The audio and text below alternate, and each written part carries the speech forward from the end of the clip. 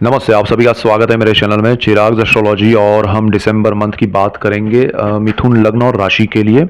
मिथुन वालों को लग्न को ज़्यादा इंपॉर्टेंस देना चाहिए और आपके जीवन में क्या दिसंबर मंथ में होगा। ये वर्ष का आखिरी महीना है। हम डिटेल में बात करेंगे 2025 पूरा वर्ष कैसा रहेगा। और मार्गी शनि के मैंने वीडियोस दिए हैं, अगर आपने नहीं देखे हैं तो देख लीजिए। और वक्री मंगल नीच राशि में जो मंगल चल रहे हैं उनके भी, और वक्री गुरु के भी ये इफेक्ट अभी चलने वाले हैं थ्रू आउट, इसलिए समझना ज़रूरी है, तो वो भी देखिएगा। और दिसंबर मंथ आपके लिए अगर कहें कि पहले, सबसे पहले आपकी हेल्थ की बात करते हैं, तो हेल्थ में मिथुन वालों के लिए उनका जो कुंडली का मालिक है वो उनके छठे भाव में है। और बुध जिसकी हम बात करें, बुध जो है वो हेल्थ के स्थान में ही है। तो आपके हेल्थ में थोड़ा आपको एटमॉस्फेयर का इफेक्ट दिखेगा, थोड़ा नरम स्वास्थ्य लगेगा, आपको लगेगा कि थोड़ा सुस्ती लग रही है, थोड़ा मज़ा नहीं आ रहा है, तो वो रहेगा। लेकिन उसमें कोई बड़ा कोई नेगेटिव पॉइंट नहीं है।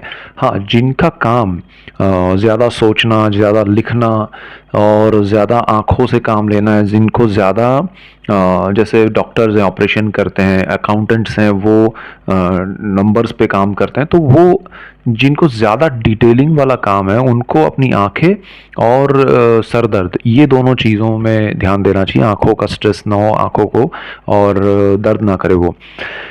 बाकी ऐसा कोई मेजर नहीं है। और आपको शनि जो है वो मार्गी हो चुके हैं, अष्टम भाव के मालिक हैं, भाग्य में है, उनकी स्थिति अच्छी है, कोई प्रॉब्लम नहीं है। आपके हेल्थ में सुधार आएगा अगर कोई प्रॉब्लम है तो।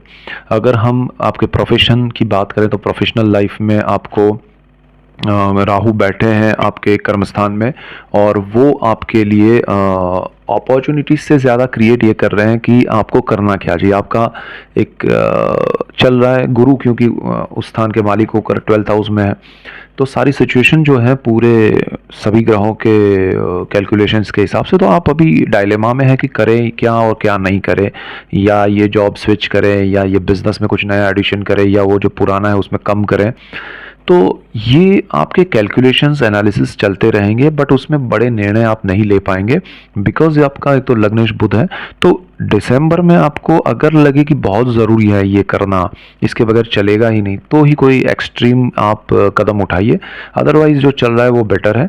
और क्योंकि आपका सूर्य जो है वो आपके साहस पराक्रम का मालिक है, और वो बैठा हुआ है जहाँ पर आपकी कुंडली में 15 दिन तक, 15 दिसंबर तक वो छठे भाव में, जहाँ बुध मैंने कहा, जहाँ पर 8 नंबर लिखा है, तो वो उस जगह पर राहु की भी दृष्टि है, गुरु की भी दृष्टि है और शनि की भी दृष्टि है। तो आपका छठा भाव जो है वो रोग, ऋण, शत्रु, जॉब का है, वो थोड़ा अभी ज़्यादा इफेक्ट उस पर ज़्यादा हो रहा है।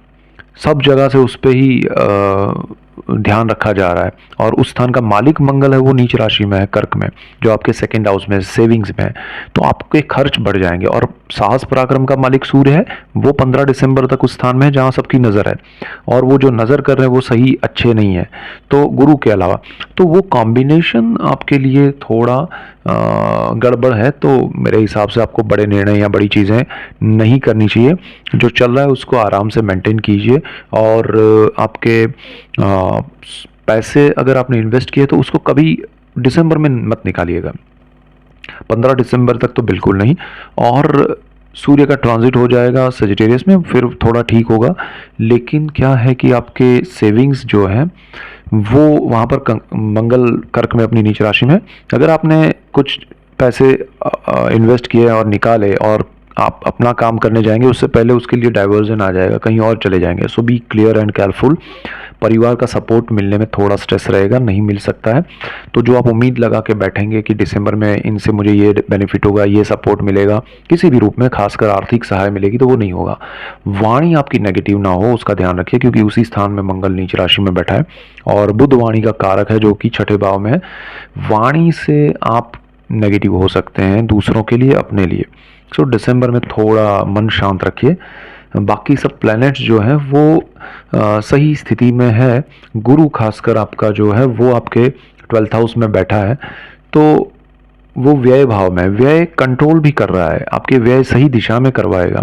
कुछ खर्च आपके होंगे लेकिन वो अच्छे के लिए, आगे चल के उसका बेनिफिट होगा। तो गुरु जहाँ आपको एक इनर लगे आवाज़ के भाई ये खर्च कर सकते हैं, करना चाहिए तो कीजिएगा, बट जहाँ नहीं ज़रूरत है वहाँ बिल्कुल मत कीजिएगा। जहाँ आपको अंदर से आवाज़ आएगी मत करो तो बिल्कुल मत करना। गुरु आपको इंट्यूशन दे रहा है, क्योंकि गुरु की दृष्टि भी आपके 4th हाउस पे है। प्रॉपर्टी में, ज़मीन में, मकान में, वाहन में, माता में आपको गुरु लाभ कर रहा है, तो इन सारी चीज़ों में आपको बेनिफिट होंगे, बट आप कैलकुलेशन करके मूव कीजिए तो आपको और ज़्यादा लाभ होगा दिसंबर में।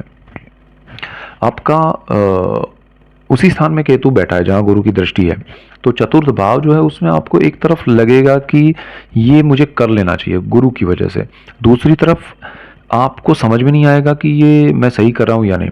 तो उसका आपको अगर क्लैरिफिकेशन करना है कि भाई क्या करें और क्या ना करें, तो जहाँ आपके इंट्यूशंस अंदर से आवाज़ आए कि ये चीज़ें करो, दैट इज़ जुपिटर, और आपको लगे कि अरे ये करने से इतना बेनिफिट होगा, वो हो जाएगा, फिर वो हो जाएगा, फिर बहुत बड़े आप ख्याली पुलाव में आ जाए, तो समझ लीजिए वो केतु है, वो राहु का दृष्टि असर है, उसमें मत उलझिएगा। ठीक है, सो प्रैक्टिकली जो पॉसिबल है उसमें रहिए तो वो आपको बेनिफिट कराएगा।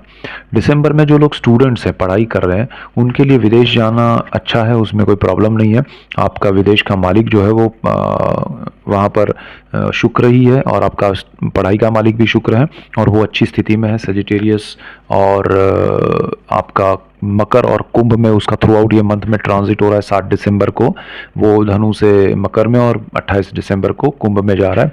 तो सजिटेरियस शुक्र का ट्रांजिट अच्छा है, शुक्र विदेश का भी मालिक है, पढ़ाई का भी है, गुरु वहाँ बैठा है आपके विदेश में, अच्छे योग बन रहे हैं, आपको लाभ होगा।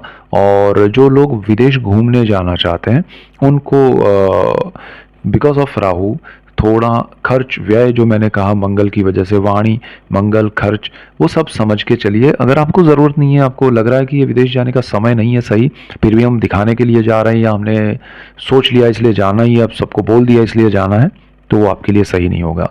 सो विदेश बिना वजह के मत जाएं, और ठोस वजह हो तो जाएं। और आप अगर जॉब कर रहे हैं तो जॉब पर्पज़ से आपको विदेश में आपकी कंपनी भेज सकती है, आपको लाभ हो सकता है। आप बिजनेस के लिए जा रहे हैं तो आपको लाभ हो सकता है।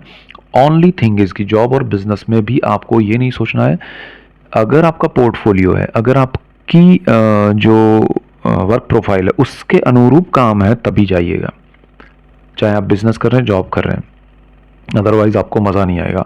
तो वो ध्यान रखना है।